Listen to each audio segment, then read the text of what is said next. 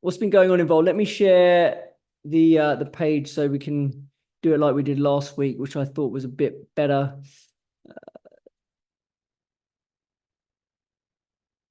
Okay, so on the platform here, we can see, all of last week, it was pretty well behaved, realized vol on Bitcoin coming in there, staying around 50. Then we did start to see this spike. The red line obviously is realized, went from like 50 all the way to 100. Implied vol did spike up to around 90 as well. Actually got even higher. This is like, which I'll show you in a minute, but then it has started to stabilize as the market bounced. So obviously realized still capturing those higher levels of implied, but that's often what we see. Implied leads the way, and implied certainly is leading the way back down. So that 15 to 20% move is going to be in, because it's on Monday, it's going to be in the data for the whole of this week, right? So only when that drops out that you're going to see kind of 7-day realize normalize a bit, if we haven't seen massive moves since then. So you are going to see this negative carry. Right now it's showing at minus 40 vols. You're going to see this negative carry for most of the week, as obviously implies are looking forward and realize is looking backwards. Similar story on Ethereum. Realized jumping to 130 there. Implied's got to like 100, 110, and they have come down as well. But there's quite a decent spread between the two, which we'll show you in a minute on the relative value. In terms of time, in terms of the kind of time lapse term structure, we can kind of walk through it. So a month ago, 3 weeks ago, we got this kind of hump for that Trump event. Then we got the curve collapse last week. Everything was kind of chilled. And then we started to obviously pick up. Yesterday was the massive spike with the front end, big inversion. And then today that started to drift back down, as you can see. Ethereum will tell you a similar story. Let's look at a week ago, it was in that contango state, and then it spiked very, very inverted, and now it's starting to give that back. But it is keeping an inversion because people are still thinking gamma in this level. Market hasn't quite found an equilibrium, therefore gamma is still probably an own.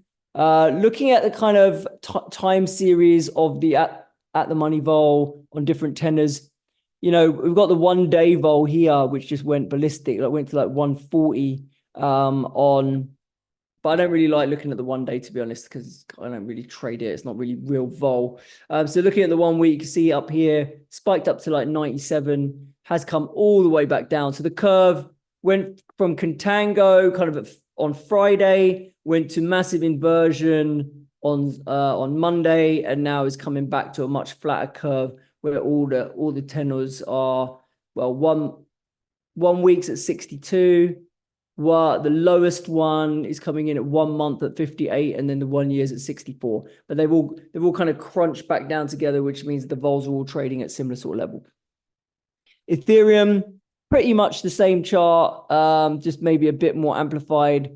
We saw front weeklies go up to 110, but you can see the curve has flattened massively, but everything's kind of on a 70 to 75 vol now. So it's a very similar story there in the sort of time series of how implies evolved in Ethereum. The skew, you can see the kind of, again, let's get rid of the 1 day. I think it just doesn't help. We were running at about flat last week in terms of the weekly skew. We had cool skew pretty much everywhere else. Throughout the week, we started to see a pickup in skew for the puts. Weeklies traded up to like 12. And then, on Monday morning, we saw the weeklies as high as 17 vols for puts. That has normalized somewhat. We do still see a put premium, but it's down to about 7 vols in the weekly. 1 month for a couple of vols as well in puts. 2 months very slightly puts, and then in 3 months we flip back to calls, 2.5 vols up to 8 vols in the 1 year bucket. In terms of Ethereum skew, we saw highs of around 14 here. Didn't quite spike as high as the Bitcoin. But now if you look at where skew is, they've kind of converged to similar levels, about 7 vols in the 1 week. And those back-end calls are trading at about 9 vols for Ethereum. So similar story, flips into call premium around that 3-month bucket. Basically, the skew market in crypto is telling you that we think this weakness persists for the next couple of months. But looking 3 months and out, we're still very bullish. right? That's essentially what the skew is telling you. So I think that's probably quite a consensus, to be honest, in the crypto world right now. All right, that is what I've got there. Relative value wise, as you can see, the skews here, this is for the weekly skew. They've converged, looking at about 7 vols for puts on both assets. And then here you can see, if we take out a few of these, month ago, a week ago, we were kind of looking quite flat in the front. Bitcoin, Ethereum, out to a kind of September, it was like around 7 vols. We saw a massive spike yesterday that took the curve back up to like 15 odd, and it has drifted in the front end a little bit here, but it's still pretty solid. There's like a flat curve there at about 13 vols, Ethereum trading over Bitcoin, basically. So that's where the relative value has kind of shaken out right now. In terms of that relative value stuff, the spot broke down pretty aggressively to 0.04 ETH Bitcoin spread, spot spread. That was about 20% below where it started the month. So really aggressive break lower. Obviously the vol, I've shown you what the vol spread did.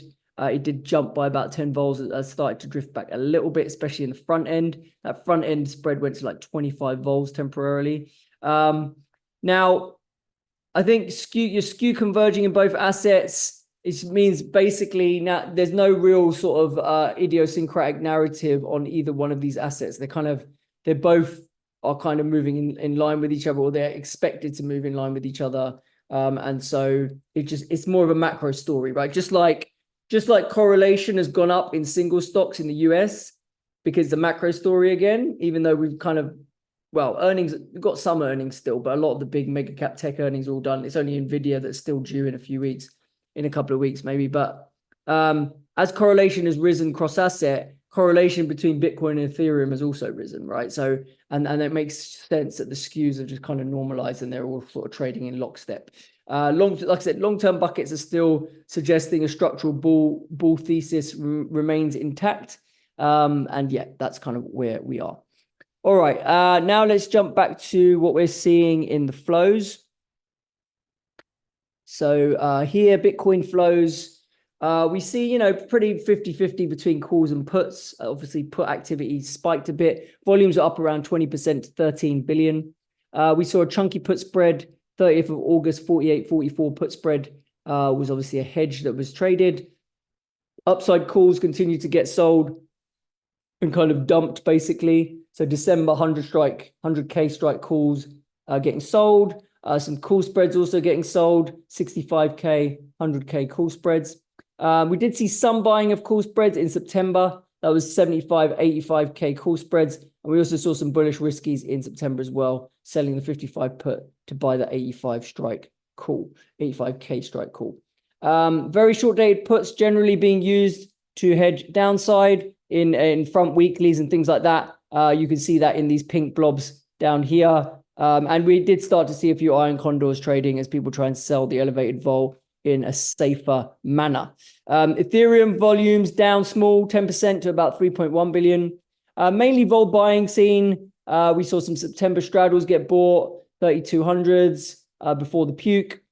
We saw August puts as well getting lifted. Longer dated calls in September and December also getting bought as well. So generally vol buying makes sense. That's why the vol's been outperforming in Ethereum and rallied to 13 over. And we did finally start to see some iron condors getting sold again in August, similar to what we saw on Bitcoin post this vol spike, and people trying to capitalize on the more elevated vols because they think the market might find a range at least temporarily.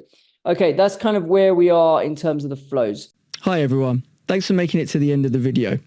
Remember, this is just a little taster of what we do at Options Insight. To get access to all our research, including my in-depth vol market insights, flows and positioning report, and my portfolio trades, and a whole lot more, you can sign up for a free 1-month trial at options-insight.com. I'll see you soon.